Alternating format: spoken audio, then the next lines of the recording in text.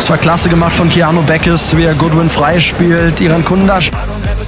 Minat sejumlah pemain keturunan di Eropa semakin meningkat untuk memperkuat timnas Indonesia seusai prestasi yang diberikan oleh skuad ST. Bagaimana tidak, kans timnas Indonesia besutan Shin Tae-yong untuk melaju ke putaran final Piala Dunia 2026 masih terbuka lebar. Hal ini bisa dicapai apabila timnas Indonesia setidaknya mengeklaim posisi keempat di klasemen grup C babak ketiga kualifikasi Piala Dunia 2026. Maka dari itu, untuk merealisasikan misi berat tersebut, timnas Indonesia kembali menggaet pemain keturunan Belanda lainnya yakni Maes Hilgers dan Eliano Reijers. Keduanya berpeluang bisa tampil ketika timnas Indonesia bertandang ke Bahrain dan Cina dalam lanjutan babak ketiga kualifikasi Piala Dunia 2026 bulan depan. Melihat fenomena kesuksesan para penggawa keturunan Eropa di timnas Indonesia, terdapat sejumlah pemain khususnya dari Belanda yang ikut berminat bela skuad Garuda. Salah satu pemain keturunan di Eropa yang berminat gabung timnas Indonesia ialah Kenan Paunal, winger milik klub Liga Belanda Duindorp SV. Sebelum pindah ke Duindorp SV pada musim ini, Kenan Paunal sebelumnya bermain untuk klub kasta ketiga Liga Belanda SVV Scheveningen sejak level junior. Bersama SVV Scheveningen, ia telah memperkuat tim itu sejak usia 5-6 tahun dan sempat pindah cabang olahraga menjadi atlet karate di negaranya selama 5 tahun. Namun, Kenan Paunal kembali menekuni dunia sepak bola ketika berusia 13-14 tahun dan bergabung bersama SVV Scheveningen U15, U17, hingga U17 sebelum akhirnya tampil untuk tim kedua di klubnya itu. Meski terampil memainkan peran sebagai winger kiri ataupun kanan, namun Kenan Paunal cukup kesulitan menembus tim utama SVV Scheveningen hingga membuatnya pindah ke Duindorp SV. Di sisi lain, Kenan Paunal mengungkapkan jika dirinya menaruh minat untuk membela timnas Indonesia suatu saat nanti. Ia bahkan menyematkan bendera merah putih di Instagramnya. Bukan cuma itu, Kenan Paunal juga sampai membuat tato bergambar Garuda di lengannya sebagai bukti kecintaannya terhadap tanah leluhurnya. Melansir dari kanal YouTube Kumparan, Kenan Paunal mengakui jika dia masih punya garis keturunan Indonesia dari kakek neneknya yang asal Jakarta dan Surabaya. Ayah saya lahir di Belanda, tapi kakek nenek saya lahir di Indonesia. Kakek saya lahir di Jakarta dan nenek saya lahir di Surabaya, kata Paunal. Selain itu, Kenan Paunal juga mengatakan kalau dirinya masih punya hubungan saudara dengan pemain timnas Indonesia asal Belanda yakni Nathan Choyaon. Pemain muda asal Belanda ini membuktikan kecintaannya terhadap timnas Indonesia. Ia bahkan sampai membuat tato Garuda di lengannya. Selain itu, pemain yang berposisi sebagai winger ini mengaku jika dirinya masih punya hubungan saudara dengan bintang timnas Indonesia, Nathan Choyaon. Pelatih timnas Indonesia, Shin Tae-yong, berencana memanggil 26 pemain melawan Bahrain dan Cina di kualifikasi Piala Dunia 2026 zona Asia. Pada laga pertama, timnas Indonesia akan menghadapi Bahrain di Stadion Nasional Bahrain pada 10 Oktober. Berselang 5 hari, Rizky Ridho dan kawan-kawan akan menjalani perjalanan yang cukup jauh untuk menghadapi tuan rumah Cina. Jelang laga itu, skuad Garuda berpeluang besar untuk diperkuat dua pemain naturalisasi baru, yaitu Maes Hilgers dan Eliano Reijers. Kedua pemain tersebut saat ini tinggal melaksanakan sumpah warga negara Indonesia sebelum bisa memperkuat Indonesia. Rencananya, pengambilan sumpah WNI Maes Hilgers dan Eliano Reijers akan dilakukan di Belanda pada 30 September mendatang. Selain itu, Jordi Amat yang absen di pertandingan melawan Arab Saudi dan Australia beberapa waktu lalu berpeluang kembali dipanggil. Jordi Amat sudah dinyatakan sembuh dari cedera yang membekapnya selama kurang lebih 1 bulan. Lantas, bagaimana prediksi formasi timnas Indonesia saat melawan Bahrain dan Arab Saudi dengan kehadiran dua pemain naturalisasi baru? Posisi penjaga gawang tampaknya tidak akan beralih dari genggaman pemain FC Dallas, Martin Paes. Kemampuan Martin Paes sudah teruji saat timnas Indonesia menghadapi Arab Saudi dan Australia dengan melakukan banyak penyelamatan. Bahkan, Martin Paes dinobatkan sebagai pemain terbaik versi AFC saat Indonesia menahan imbang tanpa gol Australia. Kehadiran Jordi Amat dan Maes Hilgers akan membuat Justin Hubner serta Rizky Ridho duduk di bangku cadangan. Jordi Amat dengan segudang pengalamannya bakal bermain bersama Maes Hilgers serta Jai Idzes di lini pertahanan Garuda. Komposisi di bek sayap saat melawan Bahrain dan Cina kemungkinan besar tidak akan mengalami perubahan. Sandy Walsh akan dipercaya untuk sektor kanan, sedangkan Kelvin Verdong menyisir dari kiri. Tom Haye dan Ivar Jenner akan kembali dipercaya untuk mengisi pos lini tengah timnas Indonesia. Ivar Jenner ditugaskan lebih bertahan, sementara Tom Haye akan menjadi jembatan antara lini belakang dengan depan. Eliano Reijers akan mengisi salah satu tempat di posisi depan bersama Rafael Struijk dan Ragnar Oratmangon. Trio tersebut akan sering berotasi di lini depan untuk membuat lawan kebingungan sehingga tercipta celah. Prediksi formasi timnas Indonesia dengan 3 wajah baru menghadapi Bahrain dan Cina di putaran ketiga kualifikasi Piala Dunia 2026 zona Asia. Roberto Mancini juga mengaku terus memantau perkembangan sepak bola Indonesia sampai sekarang. Hal tersebut karena di matanya Indonesia bukanlah tim yang bisa dianggap sepele begitu saja. Salah satu poin yang jadi perhatian khusus untuknya adalah materi pemain yang terus berubah. Selain itu, Mancini juga melihat sosok di balik itu semua, yang tak lain adalah Erick Thohir. Dua negara pesaing di grup C, Bahrain dan Cina geram akan pernyataan pelatih Arab Saudi, Roberto Mancini, menyatakan laga kontra timnas Indonesia akan jauh lebih penting. Prestasi timnas Indonesia makin meningkat dalam 3 tahun ini. Shin Tae-yong berhasil membawa timnas Indonesia lolos putaran ketiga kualifikasi Piala Dunia 2026 zona Asia. Sebelum itu, pelatih asal Korea Selatan itu sukses membawa timnas Indonesia U24 menembus semifinal Piala Asia U23, meski gagal lolos ke Olimpiade 2024 Paris. Dia juga membawa timnas senior memberi kejutan di gelaran Piala Asia 2023 dan lolos ke babak 16 besar dengan mengalahkan tim-tim unggulan. Kualitas tim Garuda yang terus meningkat, tak ayal banyak yang pandit yang mengatakan bahwa timnas Indonesia saat ini memiliki level tinggi, dan dapat bersaing dengan negara-negara kuat seperti Korea Selatan, Jepang, dan Australia. Bahkan, pandit senior coach Justin menyebut bahwa level skuad asuhan Shin Tae-yong saat ini bukan lagi Asia Tenggara, melainkan Asia. Seperti diketahui, timnas Indonesia saat ini sedang fokus melakoni 8 pertandingan tersisa di kualifikasi Piala Dunia 2026 zona Asia. Timnas Indonesia memberi kejutan dengan menahan imbang Australia dengan skor 0-0.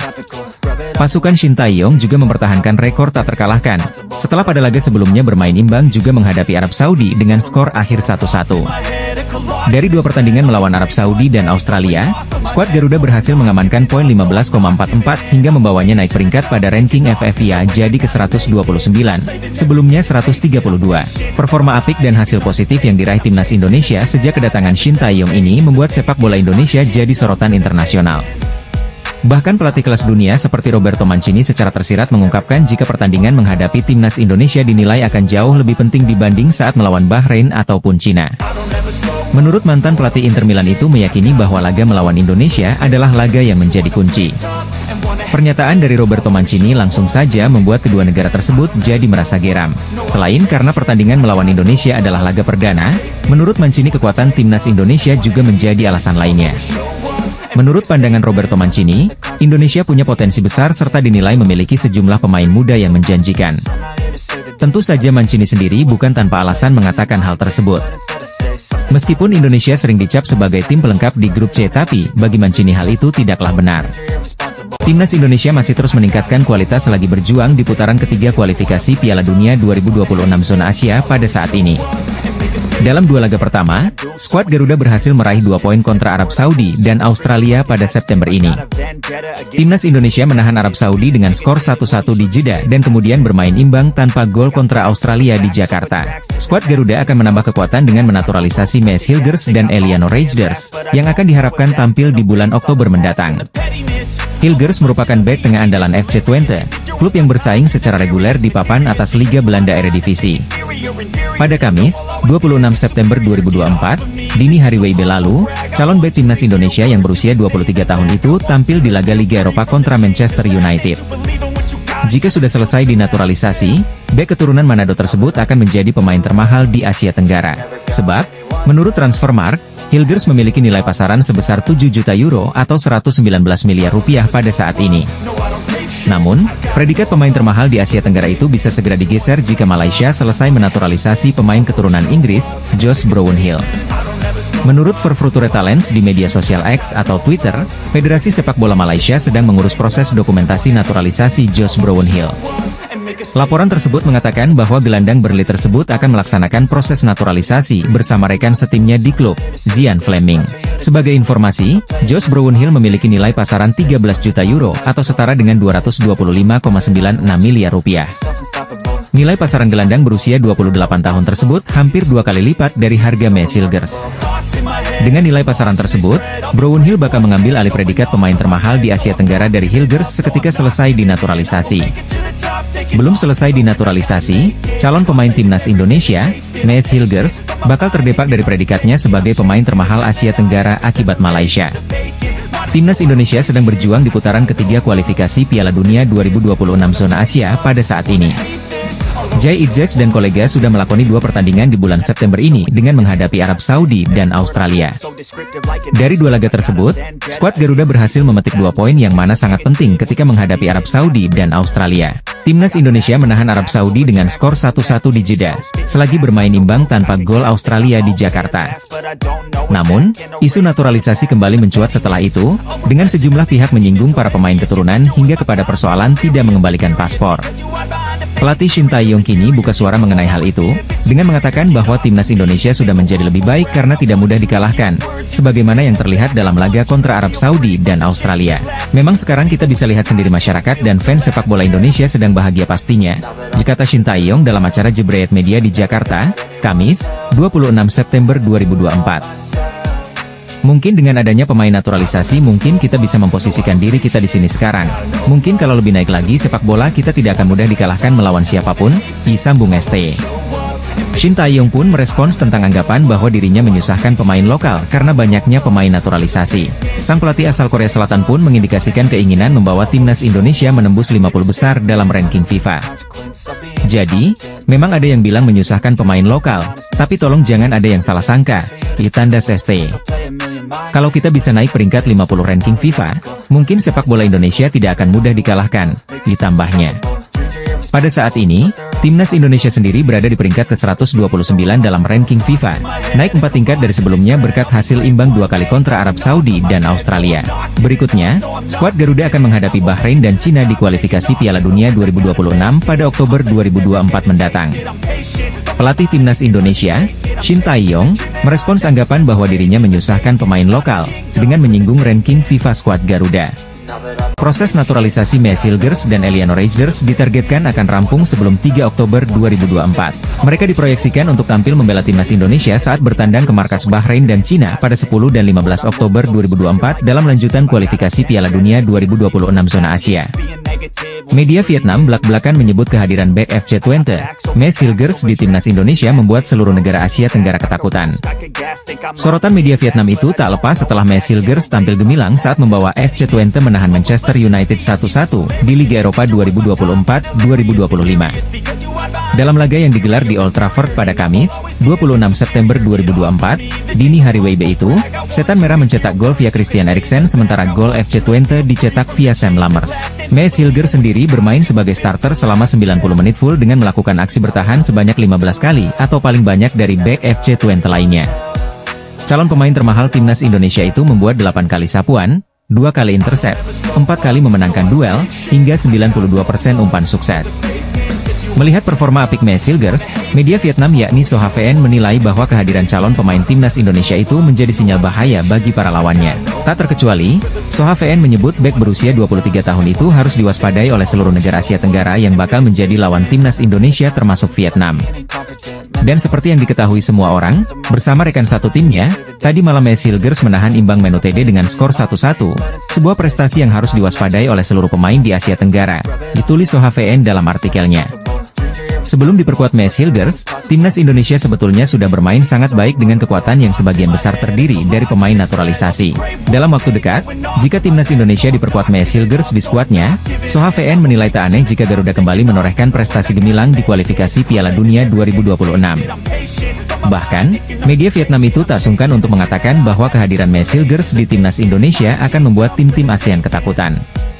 Di sisi lain, timnas Indonesia sangat sulit mendatangkan pemain naturalisasinya untuk bermain di turnamen non-agenda FIFA seperti Piala AFF. Sukses skuad Garuda bermain imbang melawan Arab Saudi, 1-1, dan Australia, 0-0, dalam 2 laga terakhir grup C putaran ketiga kualifikasi Piala Dunia 2026 zona Asia beberapa waktu lalu merupakan bukti kesekian ketangguhan Indonesia di pentas internasional. Sebelumnya, Indonesia menghentak dunia dengan lolos ke babak 16 besar Piala Asia 2023 serta melesat ke semifinal Piala Asia U23 2024. Dalam waktu yang tak lama lagi, tepatnya pada 10 dan 15 Oktober, tim asuhan Shin Tae-yong juga berpeluang meraih poin dari Bahrain dan Cina. Soalnya, 2 pemain naturalisasi anyar, Mea Silgers dan Eliano Reijers, kemungkinan besar sudah bisa diturunkan. Mea Silgers dan Eliano Reijers merupakan 2 anyar pemain naturalisasi yang sukses diangkut PSSI dari kasta teratas Belanda, Eredivisie. Kini, jika tak ada Aral melintang, nama beken lainnya yang juga bakal dinaturalisasi timnas Indonesia adalah Mauro Zijlstra. Penyerang muda Volendam U21, Belanda, yang masih berusia 19 tahun itu tinggal menunggu waktu yang tepat untuk menjadi warga negara Indonesia. Mengingat usianya yang terbilang muda, pemain keturunan asal Bandung, Jawa Barat, bakal menjadi aset berharga bagi timnas Indonesia seperti halnya Jens Raven yang sudah lebih dulu memperkuat timnas Indonesia U19. Di Belanda, Mauro Zijlstra sosok pemain muda berbakat.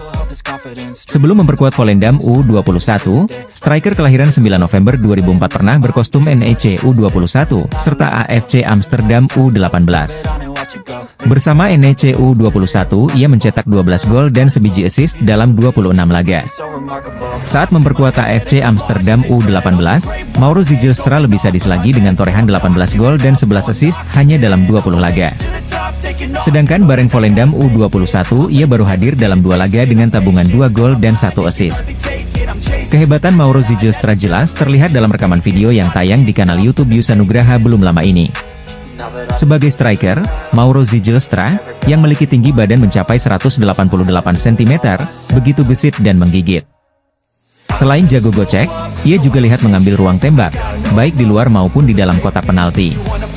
Mauro Zijlstra mengaku sejauh ini senang melakoni musim 2024-2025. Ya, dalam 4 pertandingan 5 gol dan 1 assist. Berjalan dengan sangat baik. Ini salah satu awal musim terbaikku, kata Mauro Zijlstra. Mauro Zijlstra juga bangga, karena dalam 4 laga ia selalu dipercaya sebagai starter dan tak tergantikan sepanjang pertandingan. Sangat bagus bagiku. Aku memang dalam kondisi yang sangat fit. Pelatihku tentunya puas melihat performaku karena aku selalu mencetak gol, imbuhnya. Setahuku, hanya ada satu pemain lagi yang selalu mencetak gol selain aku. Aku punya kontribusi gol yang sangat tinggi di tim, kata Mauro Zijlstra. Kini, Mauro Zijlstra berharap bisa secepatnya naik pangkat ke tim senior Volendam. Saya belum mendapatkan kesempatan itu. Jadi, untuk sementara aku harus bermain bagus di tim muda karena kesempatan itu pasti akan datang, kata Mauro Zijlstra. Bagaimana dengan timnas Indonesia? Mauro Zijlstra bernazar akan mencetak banyak gol jika kelak memperkuat timnas tanah leluhurnya. Pastinya akan seperti itu, tandas Mauro Zijlstra dengan nada mantap penuh keyakinan. Mauro Zijlstra mengamini kalau dirinya sudah melakukan komunikasi dengan PSSI. Hanya saja, ia belum bisa memastikan kapan akan segera dinaturalisasi. Tentunya sudah ada kontak dengan PSSI. Saat ini mereka lagi periksa semua dokumen. Jadi untuk sementara aku harus menunggu, ujarnya. Jika sudah ada kepastian dari PSSI, maka tanpa buang waktu sang wonderkid langsung terbang ke Jakarta. Terus menambah kekuatan, timnas Indonesia siap menyongsong masa depan dengan percaya diri tinggi. Kini, tak ada lagi yang berani memandang remeh skuad Garuda. Ketua Umum PSSI, Erick Thohir menyambut hangat tawaran kerjasama yang diberikan KNVB untuk percepatan prestasi sepak bola Indonesia. Menurut Erick, konsistensi prestasi juara Piala Eropa 1988 itu dan pembinaan terstruktur di berbagai level usia pemain di Belanda, menjadi dasar kolaborasi antara dua federasi yang memiliki hubungan historis panjang. Kami terus berusaha untuk membangun sepak bola Indonesia dengan kolaborasi bersama pihak lain. Hari ini, PSSI menjalin kerjasama dengan Federasi Sepak Bola Belanda atau KNVB dalam beberapa bidang, kata Erick Thohir di Instagram pribadinya. Bentuk kerjasama itu dimulai dari peningkatan kualitas pelatih, pengembangan talenta junior maupun senior dan juga sepak bola wanita. Erick Thohir pun mengucapkan terima kasih kepada pihak KNVB yang mau membantu kemajuan sepak bola Indonesia di berbagai kelompok umur. Terima kasih untuk Sekretaris Jenderal KNVB, Gids de Jong yang sudah menganggap kami seperti keluarga dan sharing tentang bagaimana sepak bola di Belanda bisa maju seperti saat ini, kata Erick Thohir. Semoga sepak bola Indonesia dan Belanda bisa mendapat banyak manfaat dari kerjasama ini, ditambahnya. Sementara itu, Gids de Jong juga memberikan tanggapan positif terkait kerjasama yang akan dibangun oleh kedua belah pihak. Sekjen PSSI-nya Belanda itu yakin bahwa dengan sejumlah program yang dicanangkan oleh Erick Thohir dan jajarannya akan membawa kemajuan Indonesia. Bahkan, Gids de Jong memastikan bahwa timnas Indonesia yang sebelumnya dijuluki raksasa yang tertidur, kedepannya akan menjadi raksasa seutuhnya. Menurut saya Indonesia secara umum adalah raksasa yang tertidur, kata Gids de Jong. Dan dengan rencana yang Erick Thohir paparkan, Indonesia dipastikan tidak menjadi salah satu raksasa tertidur, tapi menjadi raksasa seutuhnya. Ditambahnya lagi, timnas Indonesia sendiri menjadi perbincangan hangat dunia usai sukses mengimbangi dua tim elit Asia yakni Arab Saudi 1-1 dan Australia 0-0. Dua hasil imbang itu membuat timnas Indonesia berada di posisi keempat pada klasemen sementara grup C putaran ketiga kualifikasi Piala Dunia 2026 zona Asia. Sekretaris Jenderal Federasi Sepak Bola Belanda alias Sekjen KNVB, Gids de Jong menyebut timnas Indonesia tidak akan menjadi raksasa yang tertidur lagi, melainkan raksasa yang seutuhnya. Hal itu diungkapkan Gids de Jong setelah menandatangani MOU atau kesepakatan antara PSSI dan KNVB terkait kerjasama di bidang sepak bola, Rabu, 25 September 2024. Striker asal Brasil menyebut berkiprah untuk Indonesia bagaikan mimpi, dan ia berdoa semoga mimpi membawa nama Indonesia di kancah internasional bisa terwujud suatu saat nanti. David da Silva tampil sebagai top scorer Liga 1 musim lalu setelah mencatatkan 30 gol dan 26 assist untuk membantu Persib Bandung menjadi juara. Ditulis media Malaysia Makan Bola, Rabu, 25 September 2024. Menurut da Silva keberhasilan yang diraih sebagai top scorer ini sangat berarti dalam hidupnya yang juga merupakan hasil kerja keras sepanjang karirnya sebagai pesepak bola.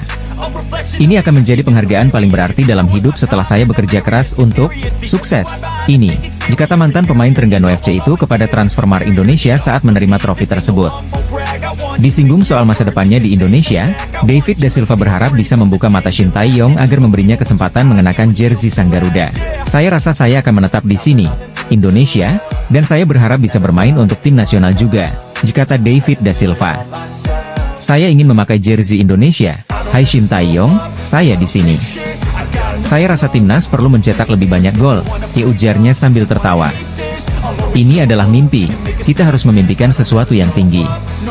Semakin banyak kita bermimpi, aspirasi, semakin banyak pula kita berdoa, dikata David da Silva.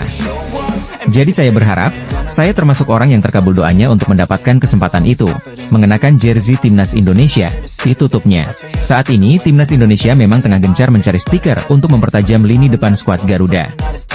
Mauro Zijlstra dan Jairo Riedewald digadang-gadang menjadi solusi atas tumpulnya lini depan tim merah putih. Striker asing yang saat ini membela tim Liga 1 di Indonesia Persib Bandung, David da Silva mengungkapkan keinginannya untuk mengenakan jersey timnas Indonesia di bawah bimbingan pelatih kepala Shin Tae-yong. Tak bisa dipungkiri jika perkembangan pesat dari timnas Indonesia juga berkat kehadiran para pemain naturalisasi.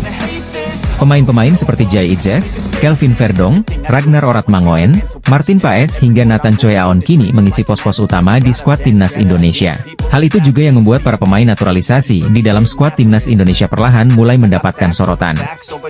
Termasuk Nathan Choi Aon yang ternyata pernah mengungkapkan perasaannya bergabung dengan timnas Indonesia. Hal itu ia sampaikan saat dirinya diwawancarai oleh salah satu media dari Inggris, BBC. Pemain yang saat ini bermain untuk klub Swansea City, itu mengatakan satu hal luar biasa yang ia rasakan setelah bergabung dengan timnas Indonesia. Bagi Nathan fans Indonesia adalah fans luar biasa, dan sangat totalitas mendukung mereka. Pertama kali datang ke stadion sungguh menyenangkan. Kamu bisa melihat semua penggemar dan dukungannya. Dan tentu saja yang kami lakukan ini untuk membuat mereka bangga. Sungguh luar biasa, sungguh menyenangkan, dikata Nathan Choi Aon ke media BBC. Meskipun dirinya mengawali karir di Belanda, Nathan mengaku kalau kali ini dirinya baru merasakan dukungan yang begitu luar biasa dari supporter.